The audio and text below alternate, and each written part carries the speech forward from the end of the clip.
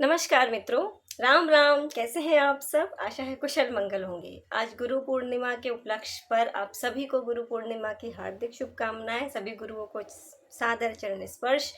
और इस उपलक्ष्य पर एक पूर्ण सद्गुरु के महिमा मंडन, उनकी एक जीवन की सुंदर सी छोटी सी घटना सुनाती हूँ।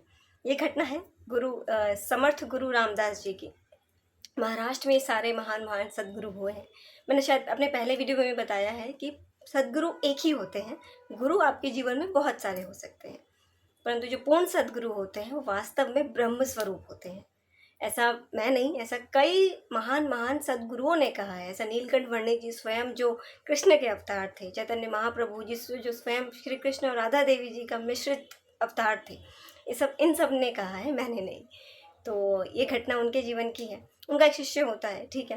अब वो भिक्षा के लिए सुबह निकलता है, तो वो कहता है, मतलब वो द्वार द्वार पर जाकर यही कह रहा था, भिक्षाम देही, समर्थ गुरु की जय, समर्थ गुरु की जय और भिक्षाम देही। तो वो किसी एक द्वार पर जाता है, उस द्वार से एक बड़ा सा बड़ी बड़ी दाढ़ी बड़े बड़े बालों वाला तांत्रिक निकलता है। वो कहता है, कौन है जो मेरे द्वार पर किसी और का गुणगान कर रहा है? तो वो कहता है कि मेरे जो सदगुरु हैं, पूर्ण सदगुरु हैं, पूर्ण ब्रह्म है, ब्रह्म स्वरूप है।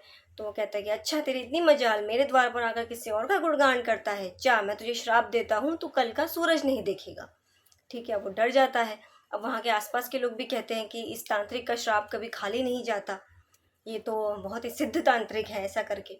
ठीक है, अब वो बेचारा मुंह लटकाए हुए एकदम से अपने गुरु के पास आता है। तो गुरुदेव कहते हैं, भिक्षा ले आया? तो वो बेचारा मुंह लटका के एक कोने में बैठ जाता है। बेटा, भिक्षा क्या ले आया? मैं अपनी मौत ले आया। तो वो पूरी घटना बताता है। तो गुरु कहते हैं, ठीक है, कोई बात नहीं, अभी तो पूरी रात बाकी है, अभी से चिंता क्यों कर रहा है? ठीक है। अब गुरुदेव कहते हैं, भोजन कर। तो वो कहता है, यहाँ गले से एक और नहीं उतर रहा और आप कह रहे हैं कि भोजन कर, मैं तो एक दाना नहीं खा पा रहा। तो वो गुरुदेव कहता है, अच्छा चल ठीक है, नहीं करना मत कर। ठीक है, गुरुदेव भोजन करने चले जाते हैं, वापस आते हैं। कहता है, निद्रा का समय हो रहा है, तू मेरे चरण दबा। तो वो कहता है कि ठीक है, कम से कम जाते जाते आपके चरणों की सेवा कर लूँ, इसी से प्राण त्यागे तो वही अच्छा है। ठीक है, अब वो चरण दबाना शुरू कर। गुरुदेव कहते हैं, चाहे कुछ भी हो जाए, चरण मत छोड़ना। वो अपनी ये बात 3 बार दोहराते हैं कि चाहे कुछ भी हो जाए, चरण मत छोड़ना। ठीक है, अब वो कहता है, ठीक है। अब यहाँ रात्रि का पहला प्रहर बीत रहा होता है। तो तांत्रिक अपनी साधनाएं करता है। वो मतलब एक देवी को भेजता है रूप बदल करके। उसके हाथ में बहुत सारा सोने, चांदी, हीरे मोती से थाल भरा होता है। तो वो द्वार पर जाकर खड़ी होती है, उसे दिखाई देती है। भीतर तो आ नहीं सकती थी, क्योंकि पूर्ण सदगुरु की कृपा से, उनकी महिमा से वो भीतर आ नहीं सकती थी। तो कहती है, लो, इतना सारा माल है, इतना सारा धन है, लो इसे। तो वो कहता है कि नहीं देवी, मैं नहीं आ सकता, मैं अपने गुरु के चरण दबा रहा हूँ। ठीक है, अब पहला प्रयास विफल हो जाता है। और वो तांत्रिक जब दूसरा पहर बीतने को होता है, वो फिर अपनी एक और माया करता है। वो इस बार उस देवी को उस लड़के की माँ का रूप बना करके भेजता है। माँ का रूप बना करके भेजता है। तो उसकी माँ, उसको लगता है मेरी माँ है। तो द्वार पर खड़े होकर कहती है कि जा बेटा, तुझे देखे हुए इतने दिन हो गए, आजा, मुझे हृदय से लगा ले। वो सोचता है कि चलो, जाते जाते माँ के दर्शन हो गए। तो कहता है, माँ, मैं बाहर नहीं आ सकता, मैं अपने गुरु के चरण दबा रहा हूँ। मैं, आपको भीतर आना है तो आप आ जाइए, मैं बाहर नहीं आ सकता। ठीक है, अब दूसरा प्रयास विफल हो जाता है। अब तांत्रिक सोचता है, ये भी विफल हुआ। अब इसके बाद फिर वो तीसरा प्रयास करता है। अब वो उस देवी को, अपने उस माया को यमराज का राक्षस बनाकर, यमदूत बना करके, मतलब उस टाइप से करके भेजता है। अब वो थोड़ा दड़ावना सा होता है, ऐसे करके कहता है, चल, मैं काल हूँ, मैं तेरी मृत्यु हूँ, मैं तुझे लेने के लिए आया हूँ। अब वो कहता है कि चाहे काल हो या महाकाल हो, मृत्यु है तो भीतर आकर लो मुझे, मैं अपने गुरु के चरण दबा रहा हूँ, मैं वो छोड़कर नहीं जा सकता। तुम्हें आना है, तुम भीतर आ जाओ, मेरी मृत्यु हो, तुम भीतर आकर मुझे ले जाओ।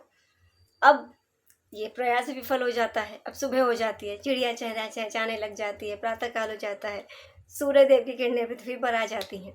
ठीक है, कहाँ उस तांत्रिक ने कहा था कि तू कल का सूरज नहीं देख पाएगा। ठीक है, गुरुदेव उठते हैं।